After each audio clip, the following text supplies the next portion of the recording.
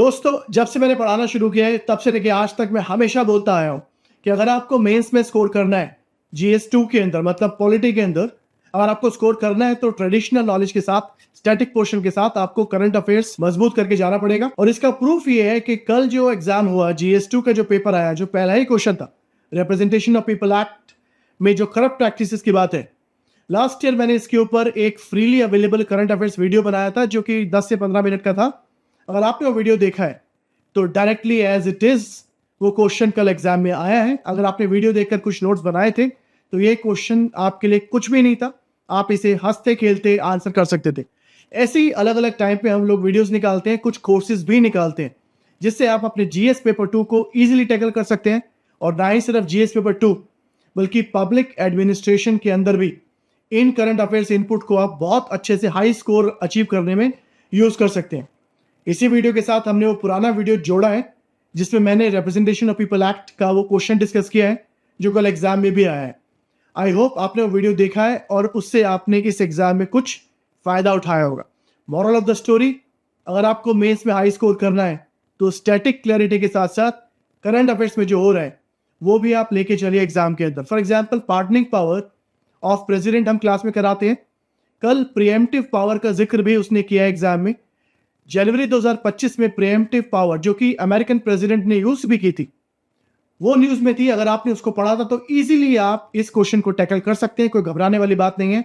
बार बार मेरे इस बात पे जोर रहता है, न्यूज़पेपर ठीक से पढ़िए, कोई करंट अफेयर्स की मैगजीन एक पिक कर लीजिए, उसको आप करके जाइए, फिर मेंस में स्कोर करने से आपको कोई रोक नहीं सकता। वीडियो देखिए जो मैंने लास्ट ईयर बनाया था और कल इस पे क्वेश्चन भी आया है। Now we are discussing what criminalization of politics, जो पॉलिटिक्स में क्राइम आ गया है उसे कम करने के क्या स्टेप्स लिए गए हैं और क्या प्रॉब्लम अभी भी है। Supreme Court of India is a major, you can say, driver in fighting criminalization of politics. As I discussed various changes which were introduced in the electoral field because of Supreme Court's intervention. अब यहां पर एक बहुत interesting चीज है, समझिए इस बात को। जब आप आरपीए खोलते हो, मैंने भी आपको वेयर एक्ट दिखाया था, उसका section 123. Now when you see this section, they have given a heading corrupt practices. मतलब there are certain actions related to elections which are corrupt practice. जैसे कि आई एम कंटेस्टिंग इलेक्शन, अब मैं पैसे बांट रहा हूं, जाओ जाओ मेरे नाम पे वोट करो, तो लोग मेरे नाम पे वोट करेंगे। और आई डिस्ट्रीब्यूट संतरा, संतरा समझते हो पीने वाला, वो लोग मुझे वोट देंगे देंगे, संतरा पी के क्यों नहीं वोट करेंगे? This is corrupt practice and if I am found guilty of corrupt practice, my election even if I win will be declared null and void. आज ही मैंने बताया आपको कि in morning itself I read that Somnath Bharti, Aam Aadmi Party, he filed a petition in Delhi High Court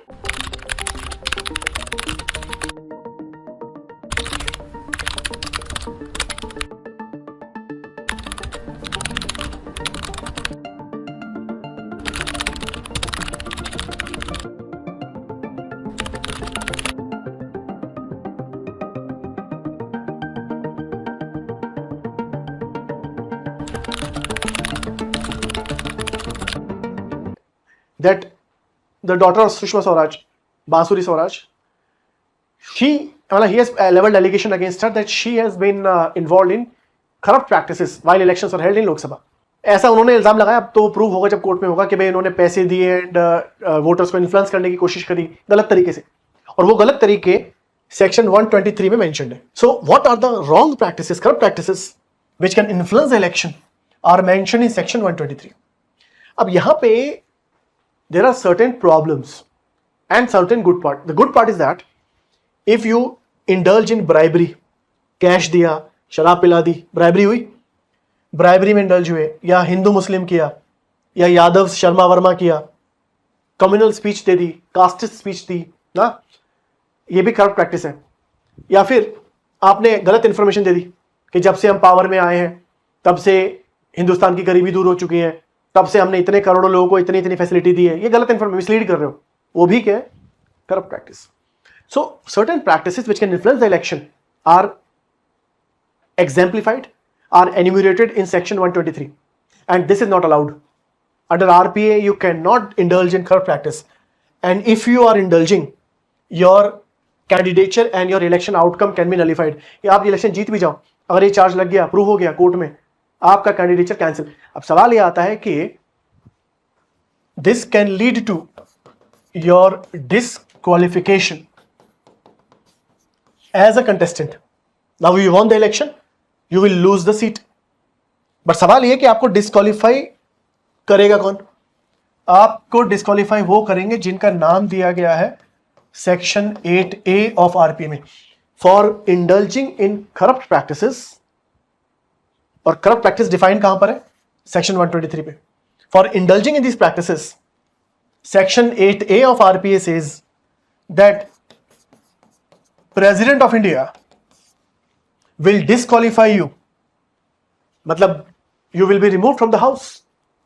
आप election जीत गए, अभी जैसे उन्होंने स्वराज जी के अगेंस्ट ये पिटीशन डाली है, अगर ये क्राइम प्रूव हो जाता है, अगर ये एक्ट प्रूव हो जाता है, तो प्रेसिडेंट उनको हाउस से निकाल सकते हैं। लोकसभा की मेंबरशिप उनकी जा सकती है, जाएगी नहीं या जाएगी पता नहीं।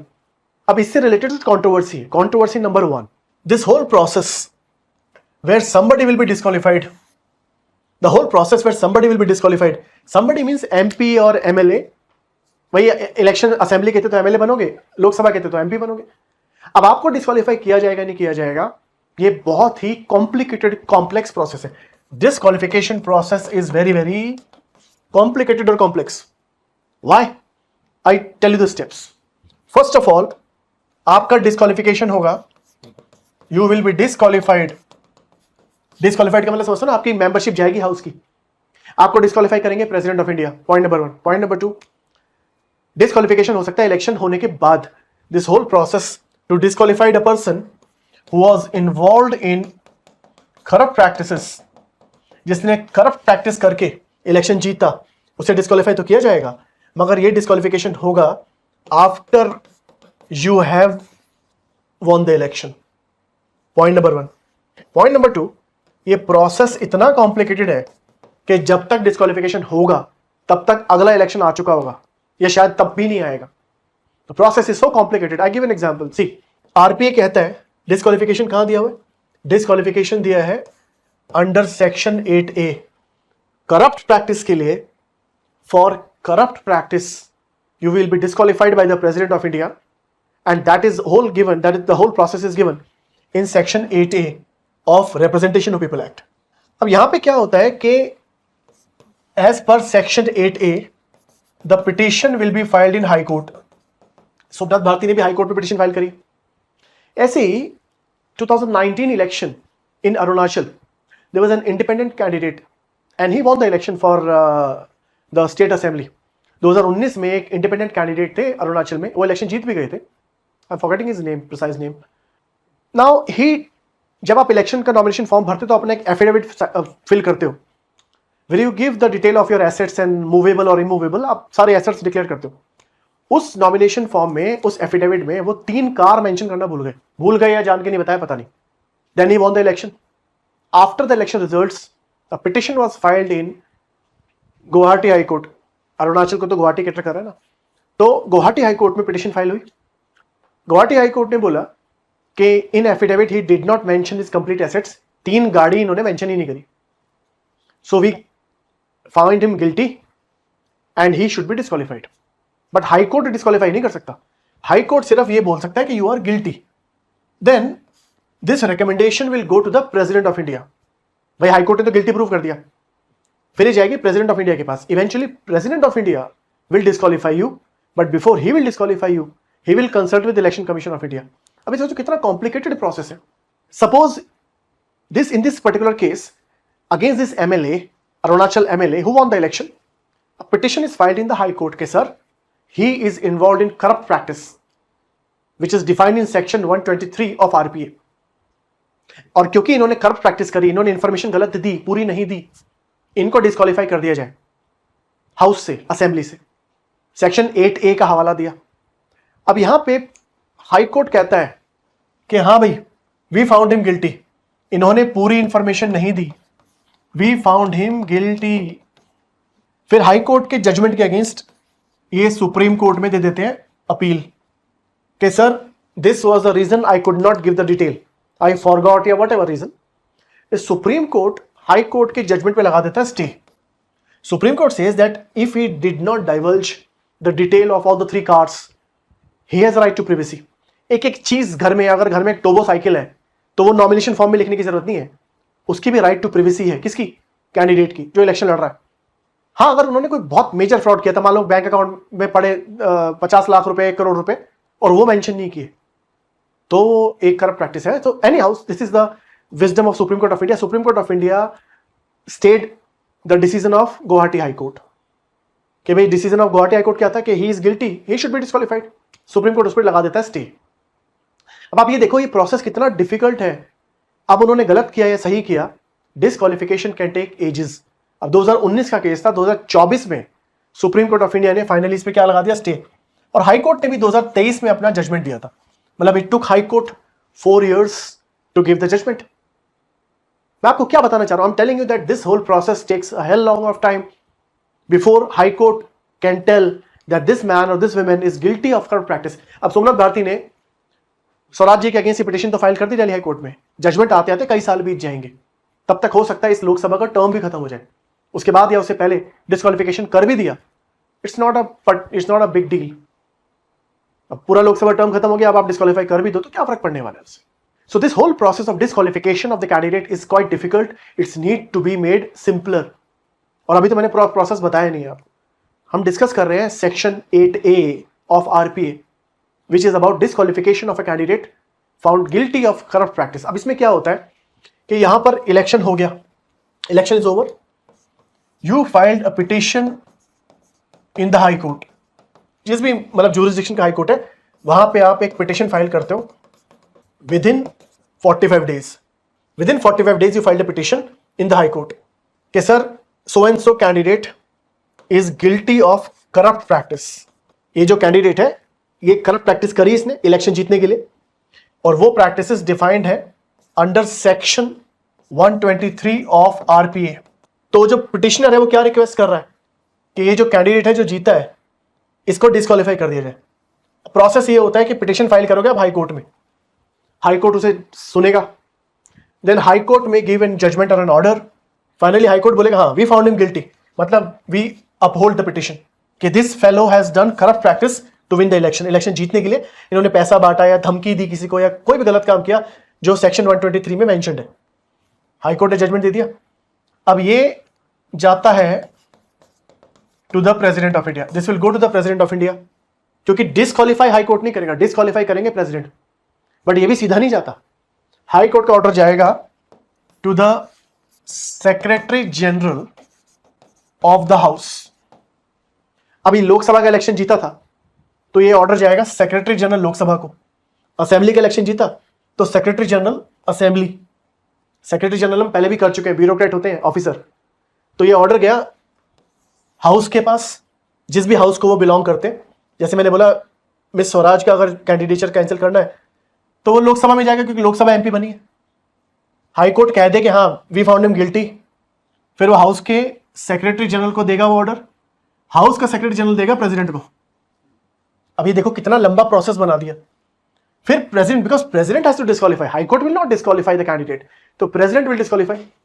But before president of India disqualifies a candidate for corrupt practice, he will consult with election commission, and election commission can take its own sweet time to reply to the president of India. President election commission का view पूछने के भाई what is your take regarding disqualification, फिर election commission अपना view देगा and then the president of India may disqualify the candidate.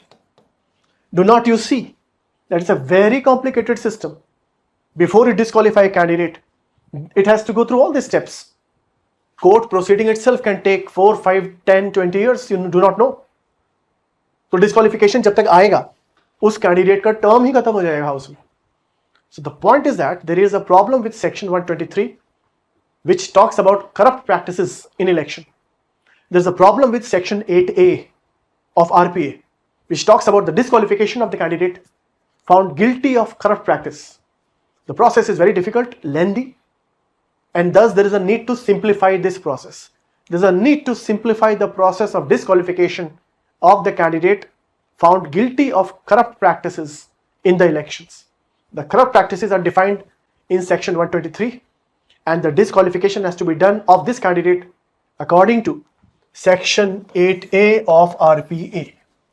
Am I very clear and comprehensive to you? समझ में आया इतना डिटेल? अभी मैंने क्या डिस्कस किया था? Section 123 of RPA, Section 8A of RPA. Section 123 defined corrupt practices in elections. Election में करप्ट प्रैक्टिस डिफाइन कर रहा है और उसकी वजह से जो डिस्क्वालिफिकेशन होगा कैसे होगा वो दिया है सेक्शन 8A में. Section 8A is about the disqualification of the candidate for indulging in corrupt practices. Lily Thomas case 2013 में वो कोर्ट कहता है कि भाई ये जो 3 महीने का टाइम है, Lily Thomas case 2013, supreme court says that RPA gives you 3 months of time to appeal in the higher court. Indira Gandhi के साथ भी यही हुआ था. अब आपको लोअर कोर्ट कन्विक्ट कर देता है तो 3 महीने में आप हायर कोर्ट में जाके अपील कर सकते हो और अपील एक्सेप्ट हो गई तो आप डिस्क्वालीफाई नहीं होंगे. तो lily Thomas case turn down the section 8 clause 4 of RPA, saying that even if your conviction is done by the lower court where punishment is 2 years or more than 2 years, you will be disqualified even if appeal is pending. Appeal चलती रहेगी मगर आपको disqualify कर दिया जाएगा. ठीक है, तो थोड़ा भी अपने लेवल पर भी पढ़ो, मैगजीन्स पढ़ो, पेपर पढ़ो, थोड़ी मेहनत अपने लेवल पर भी करो और फिर देखो पास होने का मजा भी आपको अलग ही आएगा. So on this note I extend my sincere thanks to all of you.